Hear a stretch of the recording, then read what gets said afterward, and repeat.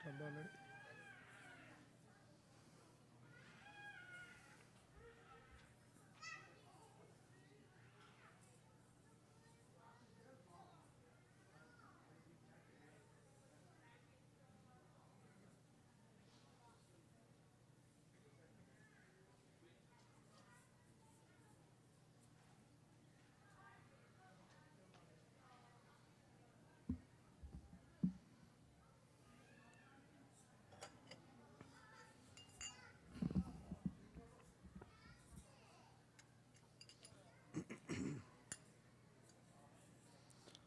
Jai Radha Madhav Kunj Bihari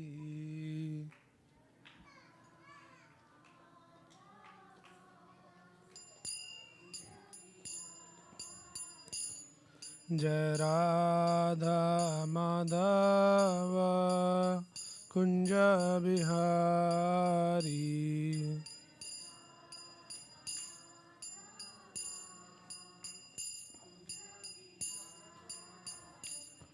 Jai Gopi Jan Vallabh Girivardhari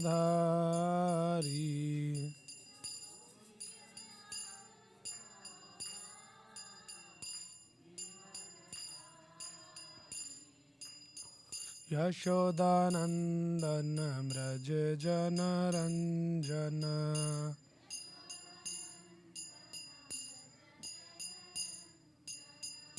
Yashodanandan Vraj Jan Ranjan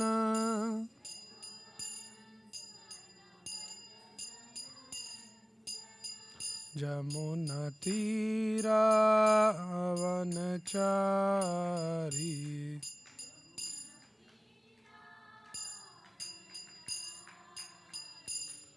Jai Radha Madhav Kunj Bihari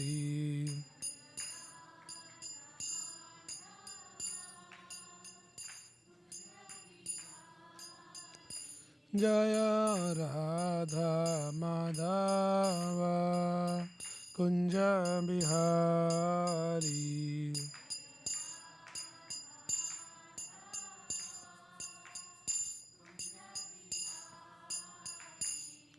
Hare Krishna Krishna Krishna Hare Hare Hare Ram Ram Ram Hare Hare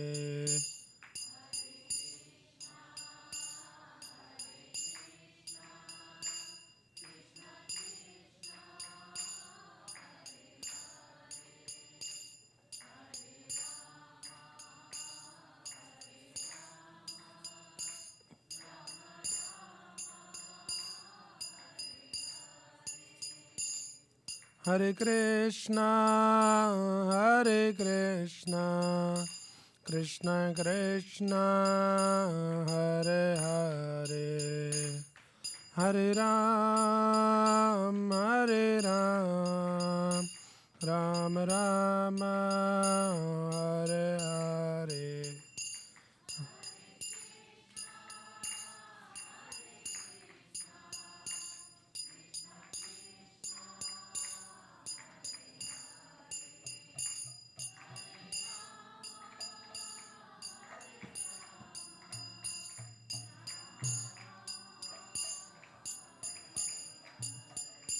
Hare Krishna Krishna Krishna Hare Hare Hare Ram Ram Ram Hare Hare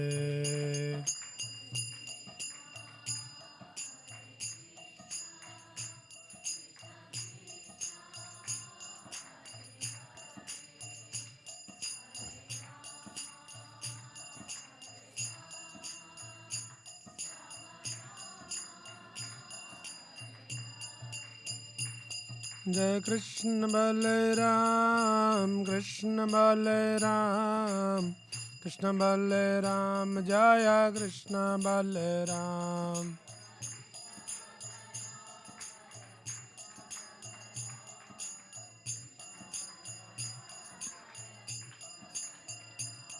Jai Nitai Gauranga, Jaya Nitai Gauranga, Nitai Gauranga, Jaya Nitai Gauranga.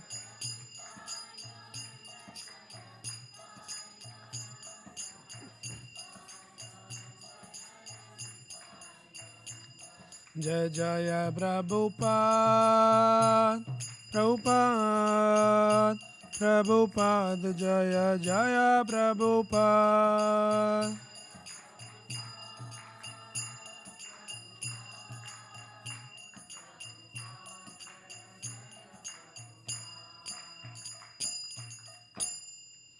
Jam Vishnuvad Brahmans Parivarajacharya Stoutar Shatish Divine Grace Abhay Charana Arvind Bhakti Vedanta Swami Srila Prabhupada Ki Jai Granthra Srimad Bhagavad Gita Ki Jai Nidai Gaur Premanande. Om Namo Bhagavate Vasudevaya. Om Namo Bhagavate Vasudevaya. Om Namo Bhagavate Vasudevaya.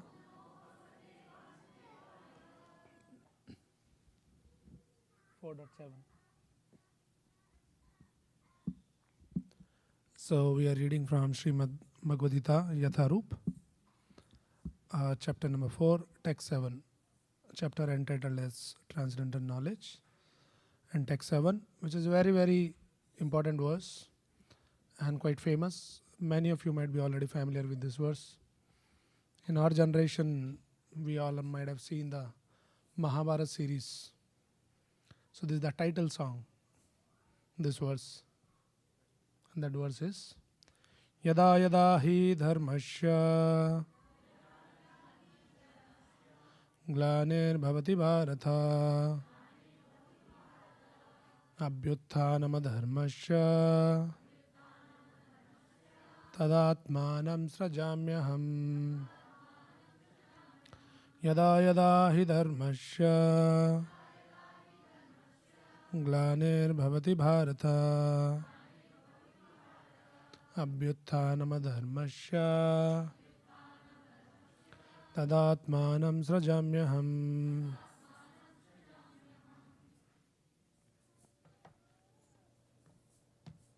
Translation by His Divine Grace A.C. Bhaktivedanta Swami Srila Prabhupada. Translation. Whenever and wherever there is a decline in religious practice or descent of Bharata and a predominant rise of irreligion, at that time I descend myself. Please repeat the translation after me. Whenever and wherever there is a decline in religious practice, O descendant of Bharata, and a predominant rise of irreligion, and that time I descend myself. So the purport we will cover in the discussion. We'll take some important points. We'll not be reading the whole purport. So this is the verse, the chapter entitled is Transcendental Knowledge. And in the previous verse we saw wherein Krishna declares his position. So Krishna says, Sambhavami Atma Mayaya. I descend myself millennium after millennium. And how he descends? He descends not under the laws of nature, like we all take birth in this world, right? So we don't decide that, okay, I want to come in this world at this particular time, in this particular place, they should be my parents. So we comes here under the laws of nature. But Krishna comes, he says, Sambhavami Atma Mayaya, by his own sweet will. Whenever he wants to come for certain purpose, he decides, he chooses place, he chooses people around, and that is how Krishna comes. So Prabhupada writes, Sajami. So in this word, particular verse today we are reading, tadatmanam srajamyaham. So Prabhupada starts the purport by saying, Srajami cannot be used in the sense of creation. So it means Lord's body, Lord's personality is never created like we are all being created, or our bodies are being created. Where we are all created? In the womb of the mother. Our body was not there before that. So when a mother and father, they unite, and that is the process of, the body to come into the existence, and the body start developing in the womb of the mother. But in case of Krishna, it doesn't happen. Though Krishna's body was not there earlier, and then after that, Vasudeva and Devaki, they united, and then Krishna's body was appeared. So Prabhupada is clarifying this point here. Srajami cannot be used in the sense of creation. So that is one point. So we discussed already that Krishna, he comes by his own sweet will. He doesn't come under the laws of nature here. Now another point Prabhupada writes, he says, although the Lord appears on schedule. So Krishna is saying that I come, abhyuthanam adharmasya tadatmanam srajamyaham. I descends here. So when Lord comes, the Lord incarnates here. So Prabhupada is bringing this point here, saying although the Lord appears on schedule, namely at the end of Dwapar Yuga of the 28th millennium of the 7th Manu, in one day of Brahma, he has no obligation to adhere to such rules and regulations. So it should be very clearly understood that Lord comes here, but he comes by his own sweet will. Though it looks like he comes in schedule. So what is the schedule? It is given here. So one day of Brahma. So Krishna comes once in one day of Brahma. Now what is the time duration of this one day of Brahma, which has been explained? Sahastra Yug Paryantam. So now this current age, the current time period is called the Kali Yuga, which lasts for 430,000 years. And the double of this is Dwapar Yuga, triple of this is Treta Yuga, and the fourth time of that is Satya Yuga. So you can calculate 4,32,000 Kali Yuga plus double plus triple of that plus four time of that. It comes to 43,20,000 years. That is all the four yugas put together. That is the time duration. And this four yugas put together, it is called Chatur Yuga, or we call it Mahayuga. So this is one cycle. Satya Yuga, Treta Yuga, Dwapar Yuga and Kali Yuga, which last for 43,20,000 years. Such 1,000 yugas multiplied by 1,000, that is one day of Brahma. So it comes to 4.32 million or billion? Million? Billion years. That is one day of Brahma. So in that one day of Brahma, Krishna comes only one time. So we can imagine, we can think of our good fortune that 4.32 billion years, in that time duration, Krishna comes only once. And when Krishna comes, Chaitanya Mahaprabhu follows him. So Krishna comes in the Dwapar Yuga, and immediately after that in Kali Yuga, Chaitanya Mahaprabhu comes. So Krishna came very recently, 5,000 years back. So we are born in such a time wherein Krishna is just very recent history. And in fact, Chaitanya Mahaprabhu came even more recent, which is 500 years back. Right? So that is such a rare opportunity to be in this time where Krishna and Chaitanya Mahaprabhu was very recently was there. 4.32 billion years. So that is one day of Brahma. So in one day of Brahma, there are Manus. So there are actually 14 Manus descends. Manu refers to the father of mankind, from where the Manusya comes. So there are 14 Manus. They rule in 4.32 billion years. So one Manu rule for around 71 Mahayugas. So this is the calculation. Will not go so much in detail. So in that 71 Mahayugas, one Manu. So like that, this is the 7th Manu, current time period. So in one Manu, 71 cycle. It's clear to everyone what I'm saying? Making sense? It's becoming too technical. I can go a little slow. So in one Manu's rule, there's 71 cycle of Satya Yuga, Treta Yuga, Dwapar Yuga and Kali Yuga. So this is current time is the 7th Manu, in that it is the 28th millennium. So in that already Satyuga gone, Treta Yuga also gone, and Dwapar Yuga also gone. But Krishna came in the Dwapar Yuga. So this is in one day of Brahma, in the 7th Manu's rule, 28th millennium, Krishna comes. And when Krishna came in Dwapar Yuga, after that this current Kali Yuga, which started 5000 years back, and Chaitanya Mahaprabhu came 500 years back. So this is the understanding. So we are very, very fortunate, and we are even more fortunate that 50 years back, one of the great devotee, the pure devotee of Krishna and Chaitanya Mahaprabhu, Srila Prabhupada came, and he gave this knowledge. Otherwise we don't know all of this. So we are extremely fortunate to be in touch with such a great devotee and having this knowledge, access to this knowledge. So now, this particular verse is talking about why Krishna comes. So he's clarifying when there is a need for Krishna to descend here. So there are two reasons has been given, and actually they are connected verse 4.7 and 4.8. Today we are discussing 4.7. So two reasons are given here. Yada yada hi dharmasya glani. So whenever there is a decline in the religious principles, dharmasya glani happens. Alright. Abhyutthanam adharmasya. All this adharma, irreligions becomes very, very prominent. So then Krishna comes here to set the things right, to establish the religious principles, to establish the principles of dharma. Okay. So in today's discussion, we'll understand a little bit more about what is this dharma is all about. So different people have a different idea of dharma.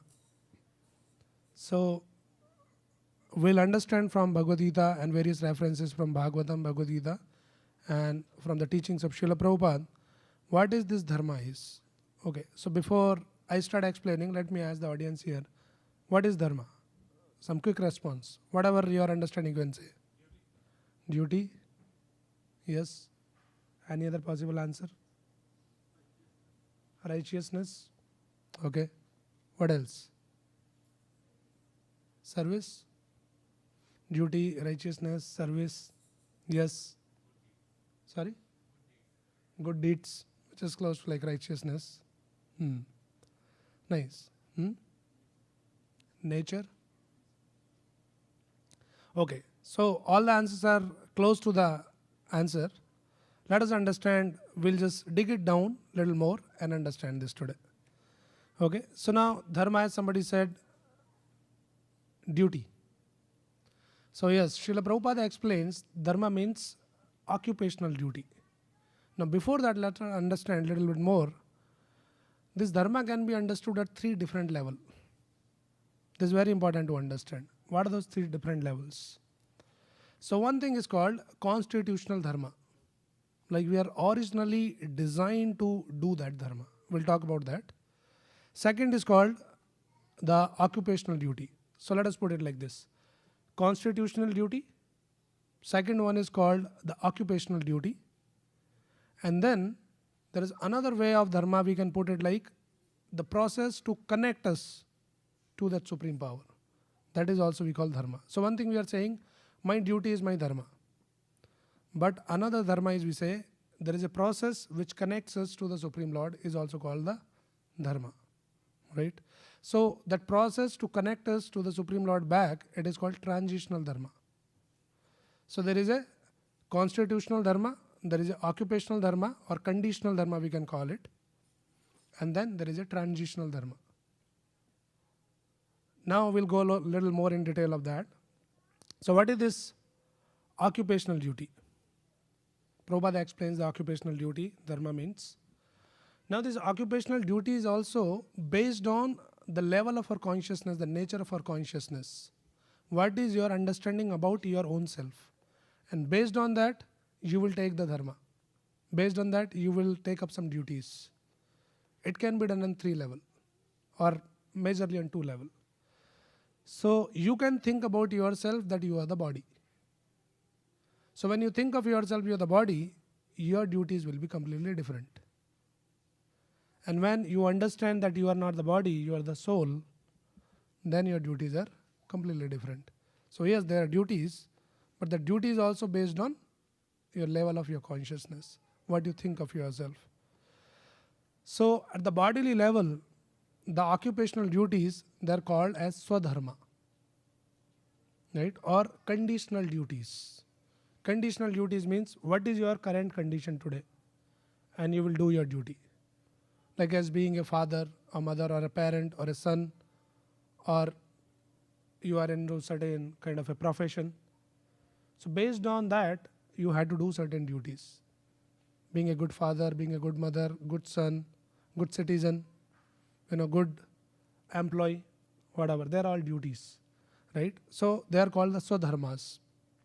So in the Shastra, this kind of dharma is technically used as, called as varnashrama system, varnashram dharma, which doesn't apply very appropriately in this modern age, but that was the original system created by Krishna himself. Chaturvanyam maya srishtam guna karma vibhagasha. So this is varnashram system. So in the varnashram system, based on your psychophysical nature, you take up the duties.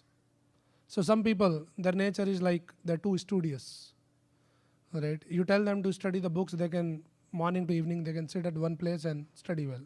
Some people are like that. So that kind of nature the people do have, they're called as brahmanas. Now unfortunately in this modern age, and especially by some ulterior motives and some agendas, people put some allegations on this kind of concepts. Oh, you are Brahmana, they claim themselves as superior, Shudras are inferior. No, that is not the understanding from the Bhagavad Gita. This is the nature of the person. And Prabhupada explains this is a very natural division in the society. No society can be without this division. It is not created by someone. This is the original creation of the Lord. You will find anywhere you go, you will see some people, they are like Brahminical. They are too studious. Bhagavad Gita says, what is a Brahmana? What is his duty? Yajan yajan patan patan dan pratigraha. He'll be doing all patan patan. He'll read very peacefully sitting at one place, not having so many ambitions and desires. Very sattvic person. You will find still those people. They're called the Brahmanas. They will study, they will understand, and naturally they feel to share that knowledge with others. They're called Brahmanas. Like in current scenario, we can say maybe some teachers. They older, they can study and they'll teach the students. But of course, now this is Kali Yuga, so everything is a little perverted. Even the teaching business also, it has become a profession. The teachers are also paid. But originally, the Brahmanas were the original natural teachers. They're not paid teachers. They, just out of their own interest, they will share the knowledge. And out of gratitude, the students will offer some remuneration, which is called the Guru Dakshina. That was the system.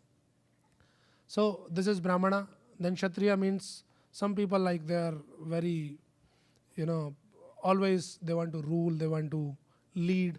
Some people you will find everywhere. So they are naturally leaders. They have that ability to lead the people. Then Vaishya. Vaishya means the business mind. Like you will see even in the classroom also in the school. One student, he'll buy a pencil of maybe some $1 or something. And somebody will, oh, it's so beautiful. He says, you want? I can give you $2. Right? So naturally his mind works like that. Business-minded people. They always think that how I can make the profit.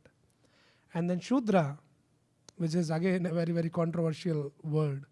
Shudra is basically anyone who is in the service. Is a Shudra. So when we hear this word Shudra, then automatically there is some negative idea comes. Shudra means some third class, some low class, which is very,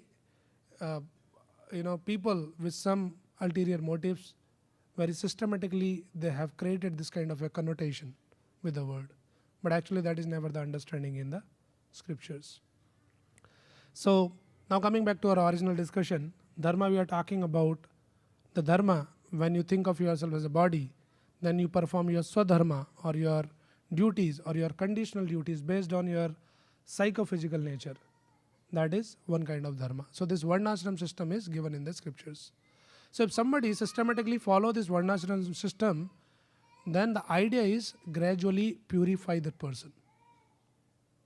Ultimately, the purpose of any dharma is to purify your existence and connect back to the Supreme Lord and develop the highest principle of dharma, which is developing love for God. Now, but in the current status, the people are so much caught up with their worldly duties and responsibilities, so they cannot think of God too much. So they say, okay, you follow your varnashram system, and gradually you will get purified, and in the due course, you will get connect to the Lord, you will develop the love for God. So this is called the conditional dharma. Right? Okay. So in other words, we can call the conditional dharma means to keep harmony with the world around us and fulfill our necessities. So okay, your nature is Brahmanical nature, you do your duties. You are a Kshatriya kind of a mentality, you do your duty. You are business class.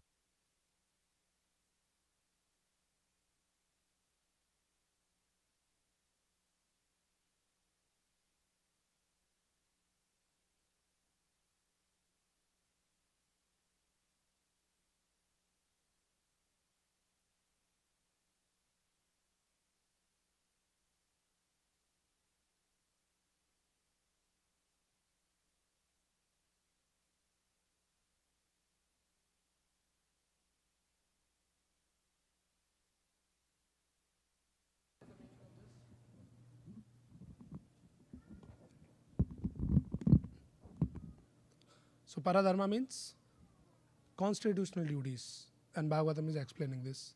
What is that? Savai pumsam paro dharmo. This paradharma is for everyone. Savai pumsam. All the living entities, not only human beings, but for everyone actually. What is that? Yato bhaktir adokshaje. We had to develop the bhakti, the devotion. For whom? Adokshaja. Who is Adokshaja? This is one of the name of the Lord, Krishna. Adakshaja meaning Ada Akshaja. Aksha means the eyes. To be very specific, or in generic term, Aksha means the senses. So one who is beyond our sense perception, whom you cannot understand with your senses, that personality is called Adokshaja. So that is one of the name of Lord Krishna. So Yato Bhaktir Adokshaje Savai Pumsam Paro Dharmo. For all the living entities, the para dharma, the superior dharma, the highest dharma, the constitutional dharma is developing bhakti, devotion, love for the Supreme Lord. If we don't develop that, then all your conditional duties. Next verse, in the following verse, Bhagavatam explains, Dharma swanushtita pumsam vishwakshena katasuya na utpadet yadiratim shram evhi kevalam. What is the meaning? Say, Dharma swa anushtita pumsam. If you are following your swadharma, which we discussed already, your conditional duties, if you are nicely following, you are a nice father, you are a nice parent, you are following your Brahmanical nature, everything is so perfect. But Dharma swanushtita pumsam vishwakshena kathasuya na utpaded yadi ratim. By doing all your duties, it doesn't help you, it doesn't lead you to develop the rati. Rati means the interest, the taste for Vishwakshena Katha. Listening about the Lord, understanding about the Lord, knowing the desire to know about the Lord. If your duty doesn't lead you to that level, then all your duties at the end of the day, Shram ev hi kevalam. It's a useless labor. That is what the Bhagavatam is saying. So yes, it's important that we do our conditional duties nicely, but what is the purpose of all the duties? People talk about that be nice to everyone, like general, moral values, which is good, that it brings the harmony in the society. But that is not the purpose. Purpose is Viswakshena Katha Suya. We had to develop some taste. Na utpadiyed yadi ratim. Yadi rati is not utpadiyed, not generated. That taste, that interest, that desire is not generated to hear about Krishna, to know about Krishna. Then Shram ev hi kevalam. That is a useless labor. So that is what is the real purpose of dharma, and that is what is called constitutional dharma. We are all designed to develop that. It is naturally there, but in the current conditional state, it is covered. We all have the connection with the Lord, but we are all covered. So this process of dharma, the third item, which is I called it transitional dharma. Transitional dharma means now we are in a covered state, we have to reach to the uncovered stage, wherein we naturally experience the love for the Lord. From this to this transition, this process is called the process of sadhana bhakti, which is also dharma. Okay, what is the dharma? Okay, I chant, I do this, I do that. So different people, they do some meditation, some worship, and different process are recommended. So this sadhana bhakti is a transitional dharma. So like that we can understand, and ultimately it has to be come to the level of developing the taste for hearing about Krishna. That is the purpose. To awaken our love for Krishna. That is the purpose. Right? And what is the test? Test is given in the Bhagavatam. Like people follow the different kind of dharmas. How do you know that you are following the right path or not? So the test is given in the Bhagavatam. It says, Bhakti Pareshanu Viraktir Anyatra. So there are three symptoms have been explained in the Bhagavatam. If you follow the right process of dharma, then three things will happen. What are the three things? It says bhakti. Bhakti means naturally your devotion will develop for the Lord. Vishwakshena Kadasuya. So bhakti para ishanu. So another item is bhakti pareshanu bhava means you will experience, you can experience the presence of the Lord. Par ishanu bhav. Anubhav means experience. So you will experience the presence of the Supreme Lord in your life in some way or other. It will happen if you are following the right path of bhakti. So devotion will develop, your experience with the Supreme Lord, you can have the experience, and then virakti. You will be detached from unwanted things in your life. These are the three symptoms which will automatically follow when you are on the right path of bhakti. An analogy is given, one example is given, like a hungry man start eating the food. With every morsel of food, he had the three symptoms. Tushti, pushti, shuddhapayo. He feel satisfaction, tushti. Pushti means nourishment, and shuddhapayo. Shuddhapayo means the cessation of hunger. So every morsel you eat, you feel satisfied, you feel nourished, and your hunger is going. Similarly, if you follow the bhakti, the true path of dharma, then bhakti para ishanubhava viraktir. These three things will happen. If that is not happening, then there is a problem with your path of dharma. Then it is concocted dharma. Mano dharma it is called in the Shastra, that you are concocted in your mind. People, especially in this modern age, this is the fashion that people come up with their own new ideas. This is the age of innovation, creativity. So they create the dharma also, their own dharma. Right? Something fashionable. But the Bhagavatam explains again that dharma cannot be manufactured at your home. Dharmam tu sakshat bhagavat pranitam. What is dharma? Dharmam tu sakshat bhagavat pranitam. Bhagavan pranitam. It comes out from his mouth. He has spoken the principles of dharma. Prabhupada gives the example. Prabhupada says, you cannot create your own laws, like when you drive on the road. In some country, they will say keep to the left. In other country, they will keep to the right. So you cannot create your, oh no, I have been used to driving the left, so I want to continue in some other country. No, you cannot. You have to follow the state laws. Similarly, dharma means following the laws of God.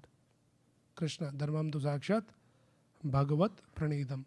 And one more point here to discuss is, Prabhupada says dharma doesn't mean religion. Now this is also another important point. We all interchangeably use the words dharma, religion and all that. Prabhupada says religion is kind of a faith which can be changed. That is how we see this all kinds of conversion happens. Oh, I was a Hindu, I became Christian, or Christian became Hindu or Muslim. So that is just a faith. But dharma is not like a faith.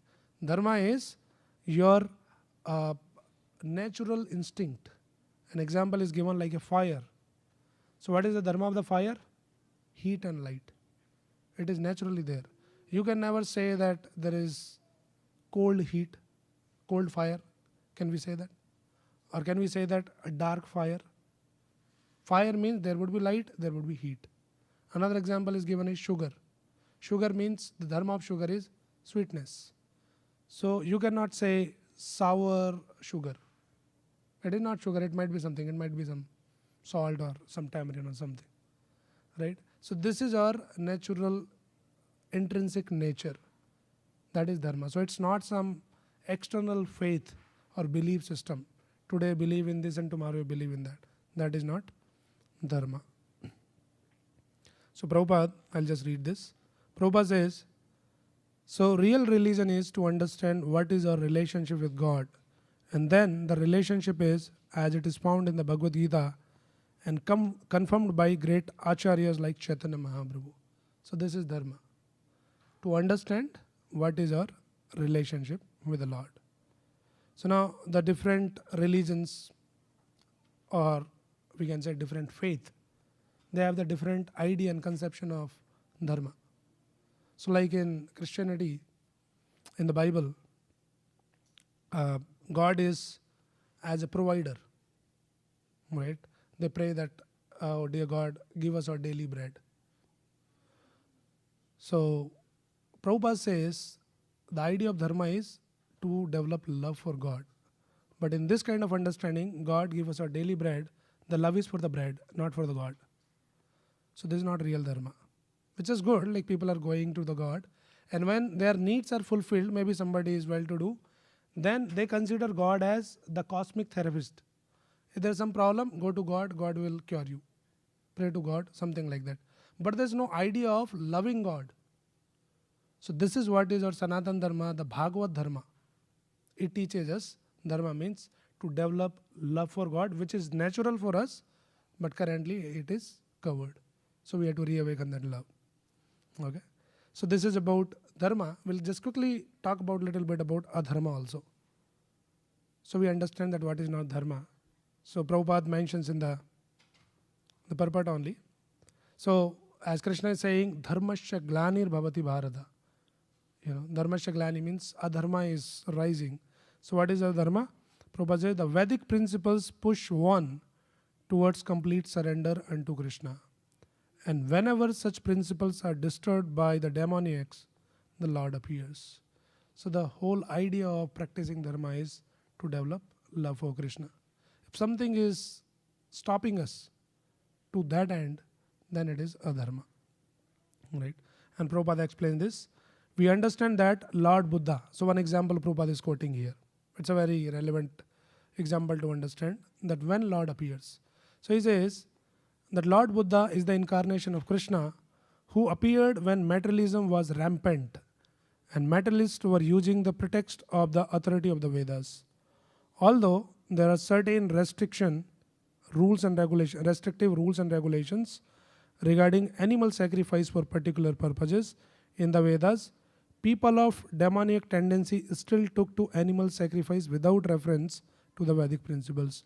Lord Buddha appeared in order to stop this nonsense and to establish the Vedic principles of non-violence. Therefore, each and every avatar or incarnation of the Lord has a particular mission. So as Krishna is saying, yada yada hi dharmasya glani. So there was a time when some unscrupulous people started quoting from the scriptures and misinterpreting, and they indiscriminately started slaughtering the animals on the name of religion, on the name of dharma. They say the Vedas says that you can slaughter the animals. So then Lord has to descend because dharmasya glani is happening.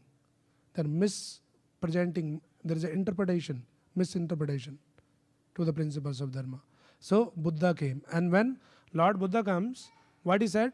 Because practically everybody was corrupted, and on the name of the Vedas, they are slaughtering the animals, they are eating non-veg, and they are saying this is what is our dharma is. So Lord Buddha has to descend. Krishna comes in the form of Buddha, and he says, I reject all the Vedas. Nindasi. So Krishna comes to establish the dharma. Now same Krishna comes to reject the same what he spoke. That is the need of an hour. Right? So Krishna came in the form of Buddha, and he said, I reject all these Vedas. Don't follow. Just follow me. And what he said? Ahimsa paramo dharma. Because everybody practically became violent. They are slaughtering the animals. So he made one rule, one principle, one dharma is ahimsa. So he says ahimsa paramo dharma, follow this. So then we can talk about this. It's an interesting history that how Lord plans everything. So it is Lord's master plan. So this Buddha came and he says, no Vedas, nothing, reject everything. So that became the Dharma. Now Veda has to be there because there has to be some reference to what you have to do. So after that, the same Lord, he sends another incarnation, which is Shankaracharya. And Shankaracharya came to again establish the authority of Vedas, of the scriptures. Because Buddha came, he rejected, now it has to be established. Shankaracharya came and he established the authority of the scriptures. So when Buddha came, practically the whole world was like following Buddha. And when Shankaracharya came, he changed the whole course of the world. And then again practically the whole world was following Shankaracharya. But then what happens when Shankaracharya came? Now it is just like that. Buddha came, he made everything zero. That no Vedas, nothing. So now somebody has to come back and bring them to one. Shankaracharya came, he bring them into one means they came under the authority of Vedas. But then he says the supreme truth or the God or the Lord or Bhagwan, it is impersonal. Impersonal means it is not some personality. You are God, I am God, everyone is God. So that kind of idea he gave. So it boosts the ego of the people. It is like very easily acceptable idea. Right? People say, oh, I am also God. That's nice. Right? Everybody easily accept this idea.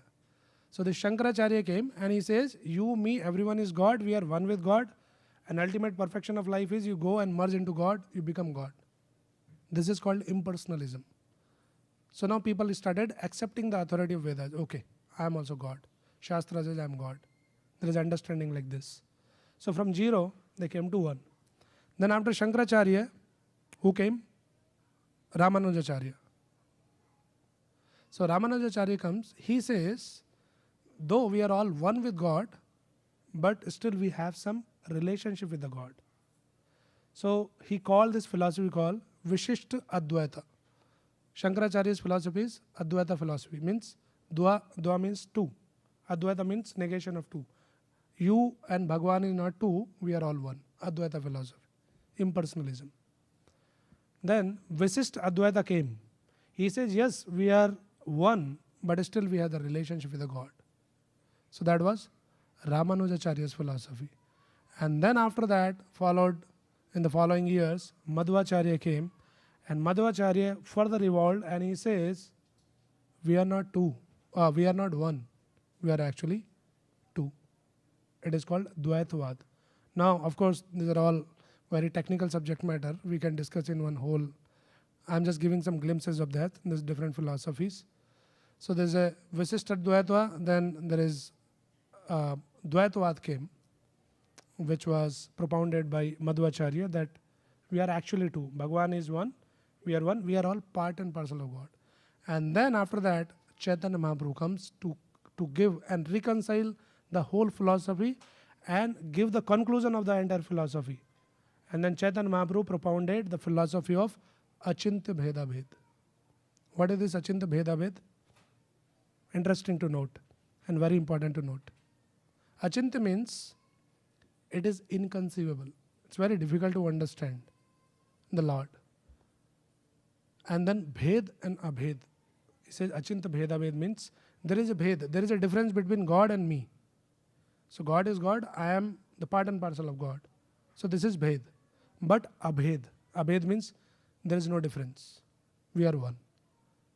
So this is simultaneously difference and oneness.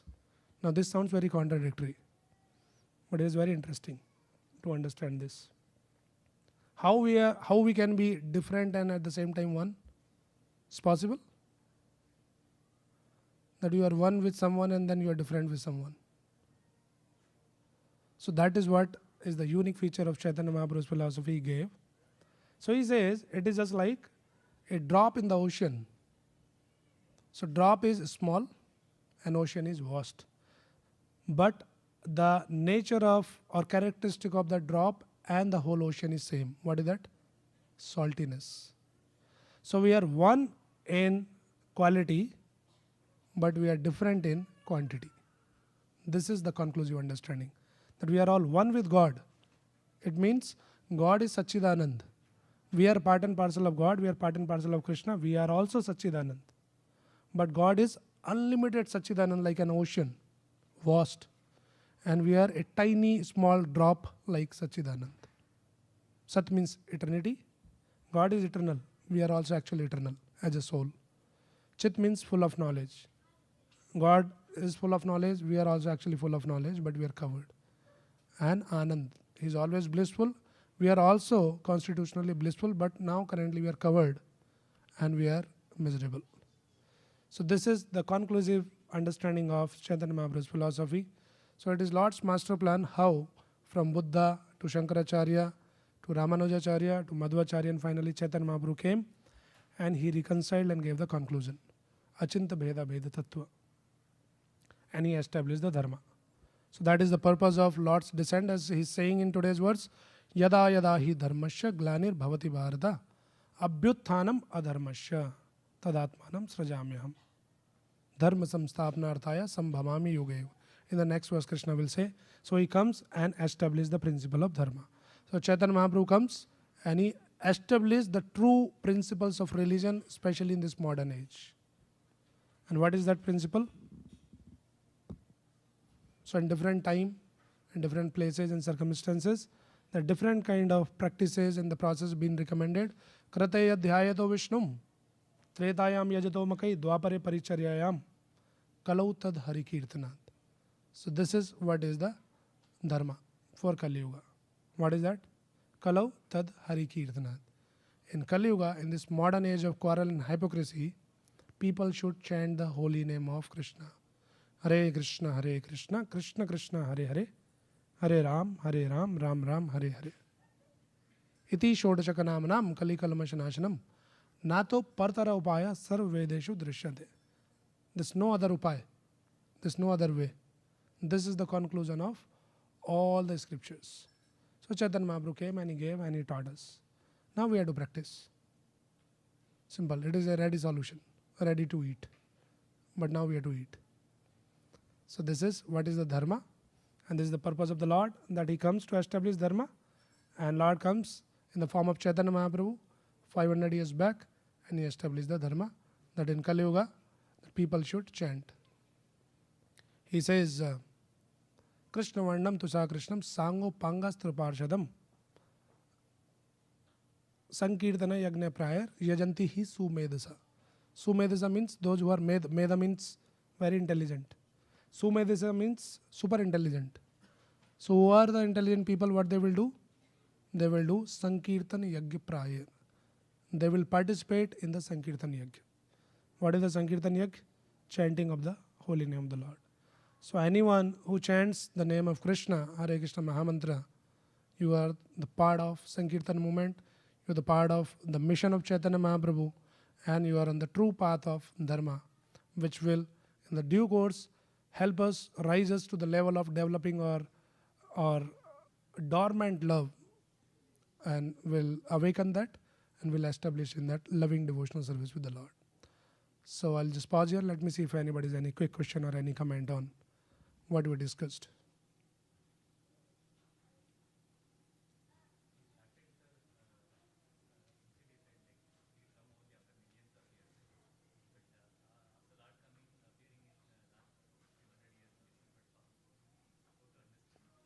Okay, so question is, in the beginning we said that Krishna descends like once in many millions of years. So when I said that, I meant to say that Krishna in the form of Krishna. Krishna as Krishna he is. He takes many incarnations. His incarnations are innumerable.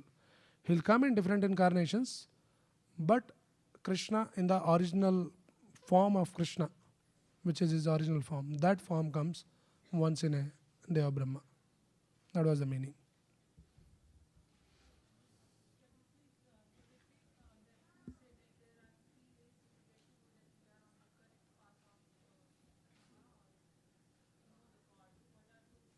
Okay, three things. This is the verse from the Srimad Bhagavatam, 11th canto.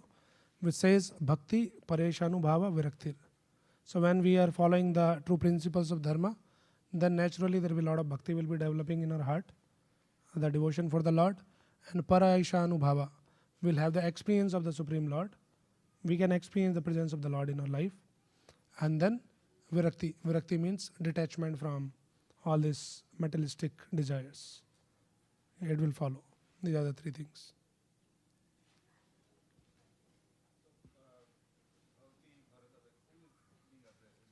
Arjuna is the son of Bharata. Bharatvanshi. He is addressed as Bharata. Okay. Okay, so we are talking about dharma and we understood what is the dharma. So talking is one thing, but we should practice it. That is more important, right? So practice of the true principle of dharma is chanting of the Hare Krishna Mahamantra, which we'll practice now. 1 round of chanting we'll do here. And we request and encourage and really will appreciate if you can practice this chanting of Hare Krishna mantra every day. It can be chanted anytime, in any place, without any rules and regulations. I also need one. So there's no hard and fast rules to chant this Mahamantra. Say Tatrarpita Niyamata Smarane Nakala. There's no particular time, place, circumstances, rules, regulations. You can be in your office, you can be in your car, you can be in your house. It can be in the morning, it can be before you sleep. You can sit down on a sofa and chair, or you can walk, but you should chant this mantra. So you can start. Those who have not been chanting, so we humbly request you all that please take up this process. It's a very, very powerful process which will help us to connect to the Supreme Lord, to establish our connection and our relation with the Lord. Okay, so before we start chanting, just a quick announcement. Is there anyone who is visiting first time, any new visitor? Okay, so for the new visitor, we have a special gift. Our volunteers are there at that counter. So don't miss your special gift. So we welcome the visitors by giving them a beautiful, wonderful spiritual gift. So please collect. And now let us chant 1 round of Hare Krishna mantra. So everybody is familiar how to chant, or somebody is completely new to this? Okay. Okay. So we chant this mantra.